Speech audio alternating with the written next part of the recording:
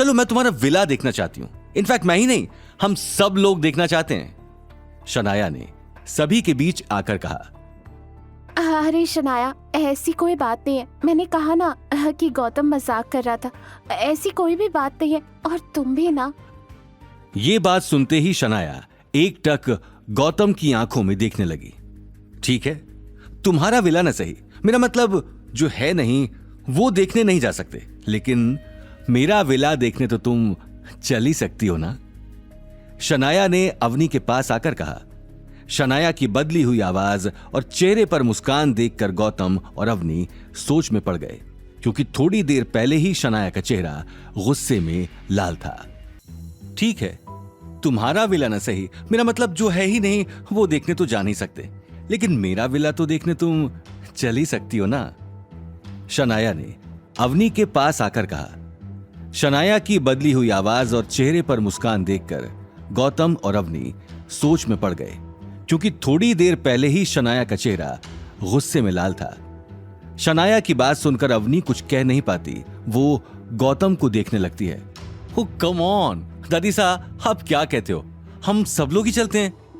शनाया ने मुस्कुराते हुए कहा। हाँ हाँ ऑफ कोर्स, ये तो नेकी और पूछ पूछ वाली बात होगी। चलो हम भी देखें हमारी पोती शादी करके किस विला की मालकिन बनने वाली है। ये बात कहते ही गायत्री देवी तिरछी निगाहों से गौतम और अवनी को देखने लगी। वो अवनी को नीचा दिखाने का कोई मौका गंवाना नहीं चाहती थी। इससे पहले कि अवनी कुछ कह पाती, सभी लोग वहां से निकल गए। अब अवनी और गीता के पास कोई चारा नहीं था। क्या जरूरत थी ये सब करने की? पहले ही हमारी यहाँ क्या कम बेइज्जती हो रही है जो तुम उस पर मोहर लगा रहे हो?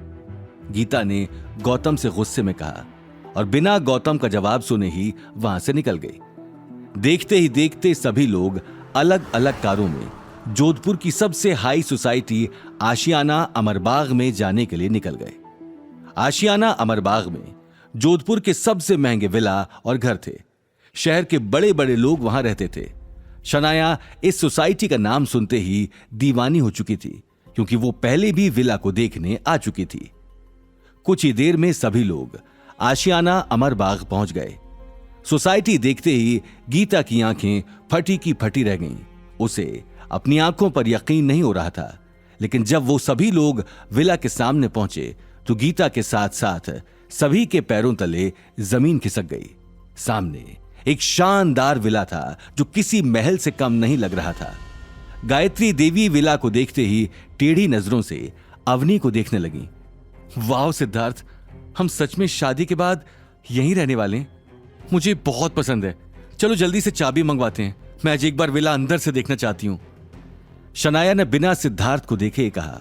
वो विला देखते ही खुशी से झूम उठी थी, लेकिन शनाया ने जैसे ही चाबी मंगवाने की बात कही तो सिद्धार्थ एक पल के लिए हड़बड़ा गया और कुछ कह नहीं पाया।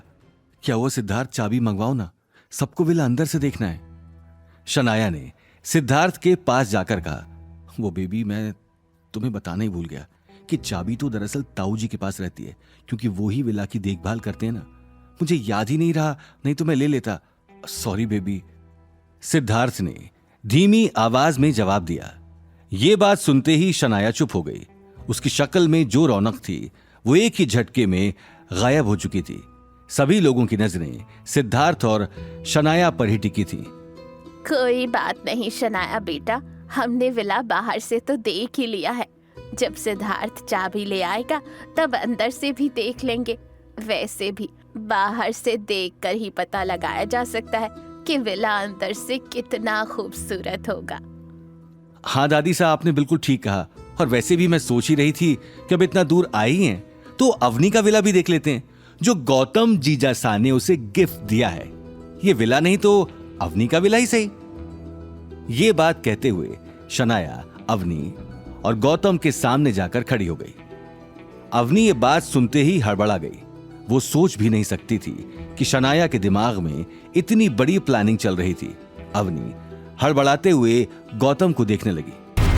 आगे की कहानी जानने के लिए देखिए अगला एपिसोड सिर्फ पॉकेट एफएम के यूट्यूब चैनल पर, और रॉयल वारिस के सारे एपिसोड्स को सुनने के लिए डिस्क्रिप्शन में दी लिंक से डाउनलोड करें पॉकेट एफएम ऐप।